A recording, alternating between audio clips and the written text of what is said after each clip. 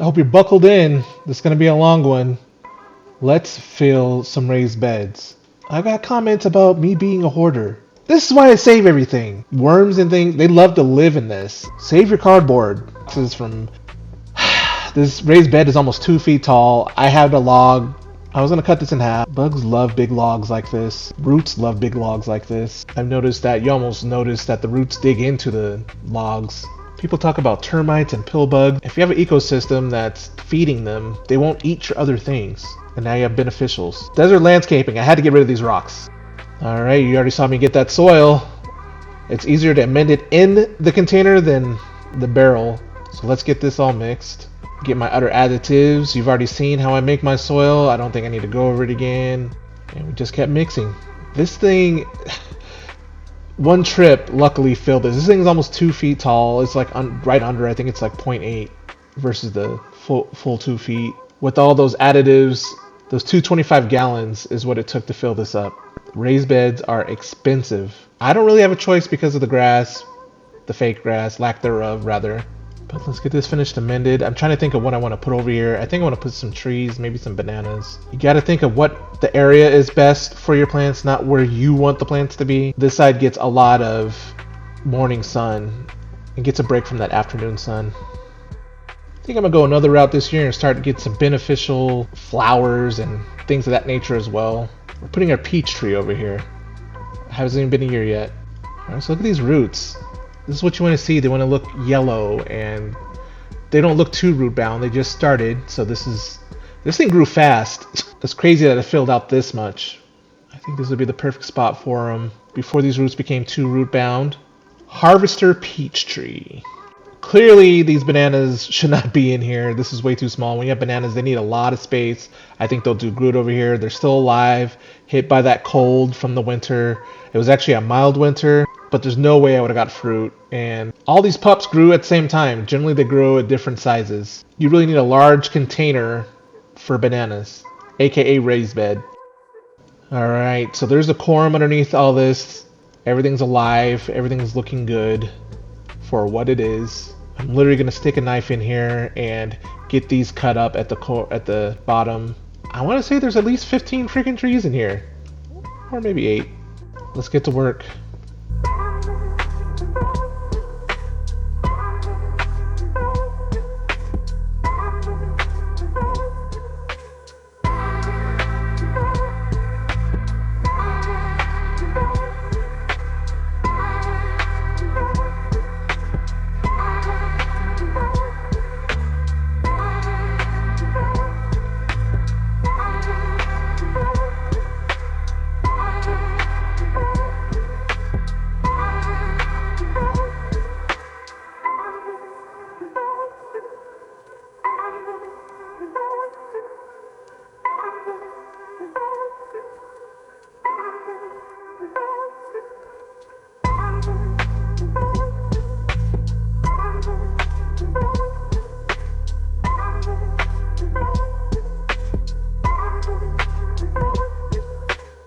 Since I have so many, I think I'm actually going to plant some of these in ground.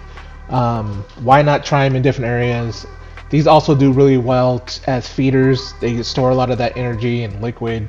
So if I don't have a place to put them, I'm going to bring them back over here for mulch. Bananas are heavy feeders, so you have to add some sort of organic or feeding material. This liquid gold is gold, literal gold. If you could grow in this, I would. I might even add like half of this bag just for these. Don't forget your amendments, your fertilizers, your sulfurs, your rock dust. Raised beds and pots, they need you to add nutrients. They don't have access to them, so I'm trying to create that in this area. Get worms in here, beneficial bugs. Probably gonna add flowers to this area, bring in pollinators and other bugs. Constantly making things for these bugs to eat so that they're aerating the soil, they're eating anything that does decay from my plants or trees. They're creating fertilization naturally, and you just keep building off of that. The one thing that does kind of suck is the fact of this soil, that I got from Verigrow that you can see in my other video if you haven't seen that. There is wood in there that wood's gonna break down, the soil level's gonna go down with that. The soil that I make, at least, it's kind of like a one-time and done type of thing where it stays. I don't need to well, you have to rejuvenate it with fertilizers, etc., but it doesn't shrink. It's always going to be there because it's like a rock. It's not organic and breaking down. Rocks don't really break down. You have to crush them. Peat moss does eventually, but it takes a super long time for that to break down. So you have to keep that in mind when you're filling these things.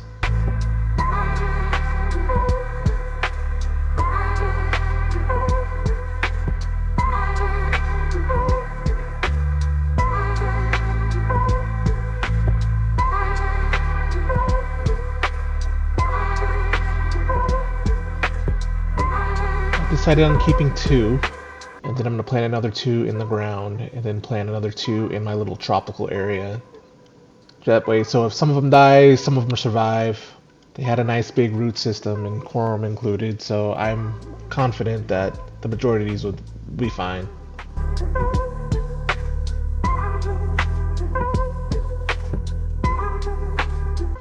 If we didn't see any of my other videos, I've talked about this stuff. These are some of the ice packs that come with some of the medications I take. They actually say right on there that they are made for the garden. They are super high in nitrogen. I have some other bananas that I've used these on and they just shot up. It's like straight nitrogen, so I'm just gonna add that to this. When it comes to bananas, you can almost not overfeed. They are super hungry. I want them to bounce back, so I'm gonna get as much out of this as possible. Really haven't found much information on these ice packs. I'm just relying on what I saw in the past and what I read on the actual package. I have seen that it really did help my other bananas. Is it organic? Probably not. So I'm not gonna do it forever just to get things started. But hey, do what you do.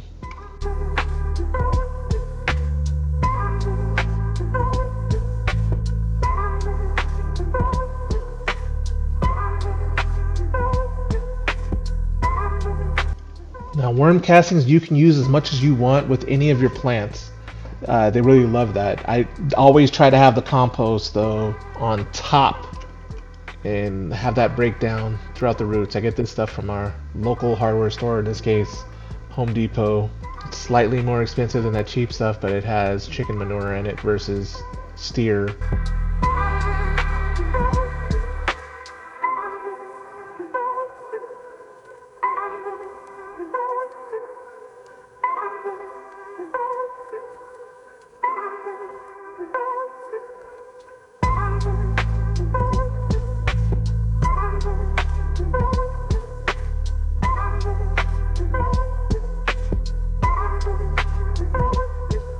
Mulched up. Morning sun, afternoon shade, 2 dwarf Cavendish bananas, and a peach tree. Honestly, I've never seen any real information on harvester peach. I mean, realistically, a lot of these things are the same things with just a slight difference and then named differently. This area should stay a little bit warmer in the summer because it's closer to the house, get some wind block, but also it doesn't get as much sun. These banana plants probably won't get any sun when it's winter, but I think they'll do really good here. Vegas really doesn't seem like a type of place where people grow things. I'm trying to change that. It's weird because Arizona is almost exactly the same, but they have a culture there. Like, share, subscribe, leave me a comment. Let's talk about it. Let's grow.